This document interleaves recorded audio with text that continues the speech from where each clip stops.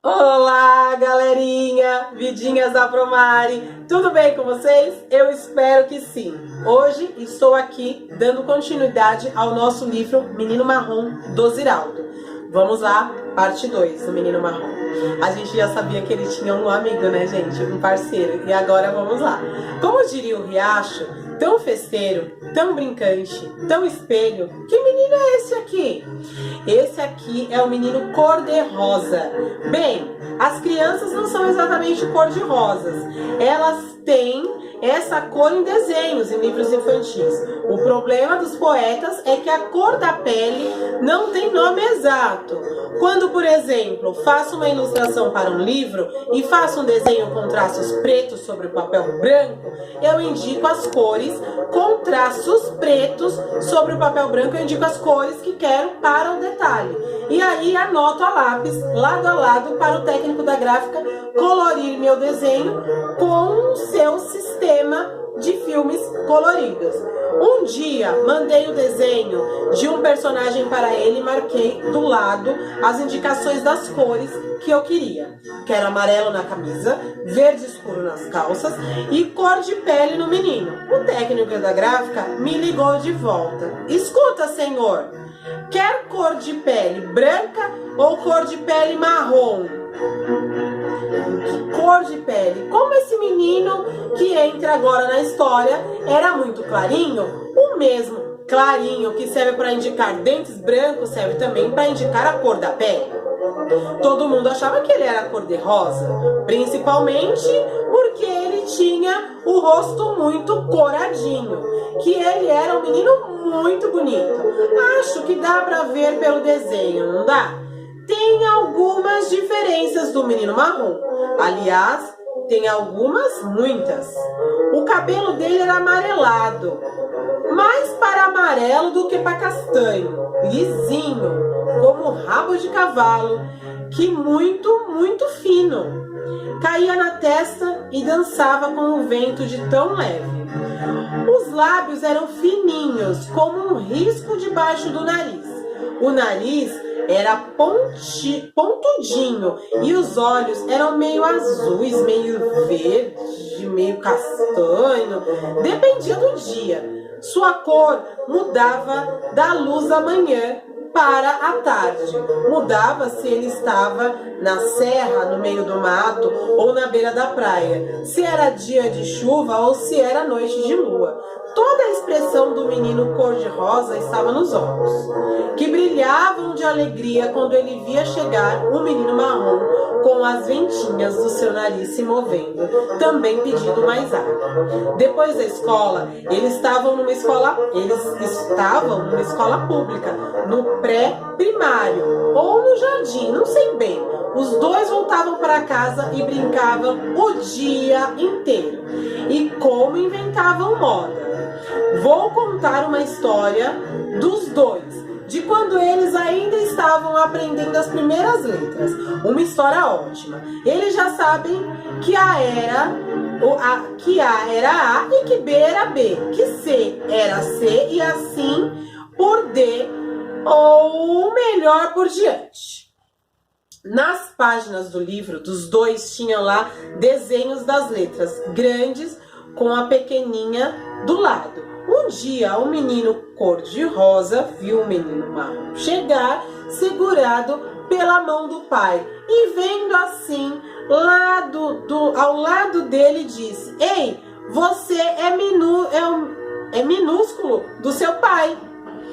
Quando as mãos dos dois contavam as gracinhas dos seus filhos, as vizinhas, a gente nem sabia quando as mães dos dois contavam as gracinhas dos filhos para vizinhas, a gente nem sabia qual história que era de um, qual a história que era do menino. Também não fazia diferença, os dois eram parceiros e numa boa parceria, tudo era feito junto. Aí vocês vão me perguntar, mas eles não brigavam nunca? Ah, isso, brigavam, claro! Imagina os dois juntos o dia inteiro, a cabecinha de cada um funcionando por conta própria. Vê se era possível concordarem em tudo. Grandes brigas, muito olho roxo, muita unhada, muito soco no peito e muito cabelo puxado. Modalidade em que só o menino marrom levava vantagem. A briga mais famosa dos dois, que os deixou separados de mal por um tempo enorme, foi a história da briga do Sou Mais Eu. Toda dupla briga, e essa briga um dia tem sempre a hora da disputa, e essa hora pinta assim, sem nenhuma explicação. Pois os dois estavam ali numa boa, destruindo as peças de um jogo de armar, quando se desentenderam. Acho que isso foi antes de os dois entrarem para o jardim. Deixa eu ver. Foi sim. Eles eram bem pequeninos. De repente um deles, já meio zangado, falou: minha camiseta é velha e a sua não é. Ah, pra quê? Foi um desafio inaceitável. O outro respondeu na bucha: meu shorts é azul e o seu não é. Ai, o caldo entornou. Minha mãe usa óculos e a sua não usa. Eu tenho um irmãozinho, você não tem. Eu tenho duas primas, você não tem. Minha tia é velha, a sua não é. Eu tenho uma bicicleta, você não tem. Eu sei assoviar, você não sabe. Vocês veem, a coisa foi ficando na maior gravidade, quase insuportável. A cada provocação, a resposta do outro vinha mais perigosa. Até que um deles bradou a vantagem maior, insuperável: minha avó morreu, a sua não morreu. Ah, meus filhos, depois dessa, só agressão física. Quando as mães entraram no quarto, os dois rolavam pelo chão aos berros, fazendo mais barulhos que gato em noite de lua. Pelo menos os mesmos sons. Foram separados aos prantos e afastados definitivamente um do outro. Foi uma longa separação, longa e dolorosa. Durou toda uma noite de cansaço dos dois. E mais 6 horas. No dia seguinte, um apareceu na frente do outro e ficaram se olhando, paradinhos, sem saber o que dizer, para a vida recomeçar, até que o que tinha perdido a parada no dia anterior se explicou. Mamãe me falou que minha avó tá muito doente, e tudo voltou ao que era antes. Eis que estava contando a história dessa parceria para o menino amigo meu, antes de completar o livro, e ele estranhou uma coisa. Se é a história dos dois meninos, por que o livro se chama só O Menino Marrom? Aí embatuquei. Não tinha percebido que estava contando a história de 2 meninos e colocando um só no título do livro. Então pensei, deve ter sido por causa do telefonema do técnico da gráfica. A gente escreve cor de pele na indicação e quer que as pessoas adivinhem que a cor da pele que é. Como se todos os meninos do mundo, de todas as histórias, tivessem uma cor só. Quando me sentei à máquina para contar essa história, não tinha decidido que ia escrever a história de um menino marrom. Depois que o menino cor-de-rosa entrou. Vou contar um segredo de autor para vocês. Quando se começa a contar uma história, não fiquem achando que a história vai acabar igualzinho que a gente quer. Não vai. Por mais que você invente, de repente, um personagem entra pela página dentro, toma o seu lugar e cadê o que você tira da história? Como é? Mesmo inventando a história, é que dirige o autor. Mesmo inventada, a história é quem dirige o autor. Vê? Agora a história ficou sendo dos dois. Como, porém, a intenção inicial era contar só o lado do menino marrom, deixa o título como está. Estava pensando, acho que queria mesmo era contar a história do menino que fosse muito feliz. Não acho graça em infelicidade, embora seja com ela que se faz a melhor literatura. Azar, vou ter que tentar com os meninos felizes mesmo. Você se lembra que citei o verso do Tom Jobim, não é? Quando ele diz que é impossível ser feliz sozinho. Então, o menino cor-de-rosa entra nessa história com a maior naturalidade. Os dois brincavam juntos, dia inteiro. Já contei Mais do que brigava, é claro, inventavam os brinquedos malucos do mundo, as indagações mais inquietantes. Epa! Você sabe o que é uma imaginação inquietante? Pois é, eles brincavam inventando essas coisas difíceis de explicar.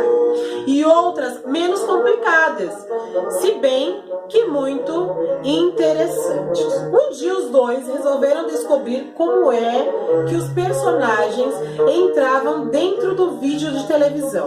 Pensam que eles demonstraram aparelho para descobrir? Tinham graça? Essa seria uma história muito antiga, tipo William Bush, um famoso contador de história infantil da Alemanha, do século passado. Nada disso. Os dois foram ao manual de instruções e à enciclopédia para entender o problema de transmissão da imagem. E a captação pela câmera e a recepção feita pelos amplificadores da frequência super heterodina. Vocês aguentam? É isso. Ouvindo conversa de adulto, vendo televisão todo dia, participando da guerra nas estrelas. Os meninos de hoje estão sabendo mais do que todo mundo. Para a geração do autor dessa história aqui, por exemplo, vocês já estão para lá do Flash Gordon. Querem ver?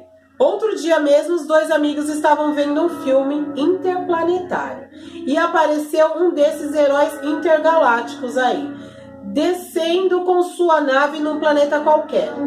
O menino marrom então perguntou para o menino cor-de-rosa: o homem vai de verdade à Lua?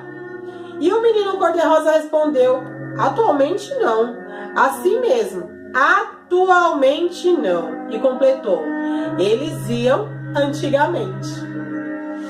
E é verdade, antigamente. Foi em 1969, olha quanto tempo faz, que os homens foram à Lua pela primeira vez. E nunca mais ninguém voltou lá. Eles, os meninos, viam velozes naves cruzando o espaço sideral, viam brigas intermináveis de gato e rato, viam super-heróis voando cheios de superpoderes, viam beijos, abraços e muita paixão na mágica da tela da televisão, ligada o dia inteiro. Mas, mesmo assim, e por um mistério qualquer, achavam tempo para ficar horas folheando livros de histórias que ganhavam. E mesmo os velhos livros que seus pais tinham esquecido lá na estante. Às vezes, quando faziam muito silêncio no quarto, mamãe ia ver. Olha os dois deitados no chão, entretidos e silenciosos, lendo até mesmo livros sem figuras, só com emoções, como a história de Robinson Crusoe. Por exemplo, comprida história que não acabava mais, e a história ficava mais comprida ainda, pois o sexta-feira custava aparecer, e eles não podiam imaginar como que Robinson Crusoe aguentava ficar tanto tempo sem um amigo. Não sei se eles liam muito, porque prestavam atenção em tudo que se prestavam atenção em tudo, porque liam muito. Nesse tempo de leituras, o menino cor-de-rosa já não tinha mais babá. Estava crescidinho e ninguém precisava ficar tomando conta dele. A velha mulher que vivia na casa deles, os tempos da mãe menina, tinha ido embora. E no lugar dela, havia deixado uma sobrinha que não tinha muito o que fazer. Ela ficava o dia inteiro lendo os velhos livros da coleção, Menina e Moça, e suspirando. O namorado dela era o carteiro. Esse tinha outra mania, a de colecionar folhetos coloridos do Círculo dos Livros. Na casa do menino cor-de-rosa, logo depois da cozinha, nos fundos, tinha uma varanda que dava para um pequeno quintal. Ali havia uma grande mesa de fórmica, onde os dois amigos passavam boa parte da tarde lendo, jogando ou fazendo os deveres. De vez em quando, os dois soltavam uma gargalhada explodida de repente, como se o maestro dirigisse um afinado coral de apenas dois cantores. É que, na verdade, eles nem sempre estavam prestando atenção nos deveres. Eram ouvindo caladinhos a conversa pedante e rebuscada da babá com a cozinheira, as duas sentadas na cozinha naquelas tardes compridas. A moça, por suas românticas leituras, adorava falar palavras difíceis e muitas vezes palavras completamente desejadas no meio das frases. Os dois, muito debochados, caíam na gargalhada. Paravam de rir, faziam-se maior silêncio na varanda e na cozinha. A conversa das moças recomeçava. Aí, na hora certa, outra risada. Aquilo era toda a tarde. Um verdadeiro ritual. Teve um dia que os dois não riam quando a moça falou a palavra difícil. Ela estava doidinha para se casar com o carteiro e muito pedantezinha explicou para a cozinheira: ele tem todos os ingredientes para ser um bom marido. Gente, vou continuar no próximo vídeo porque essa história ainda não acabou, tá bom? Conto com vocês no próximo vídeo. Mil beijocas da Promari e vamos pro próximo. Até a próxima, galerinha!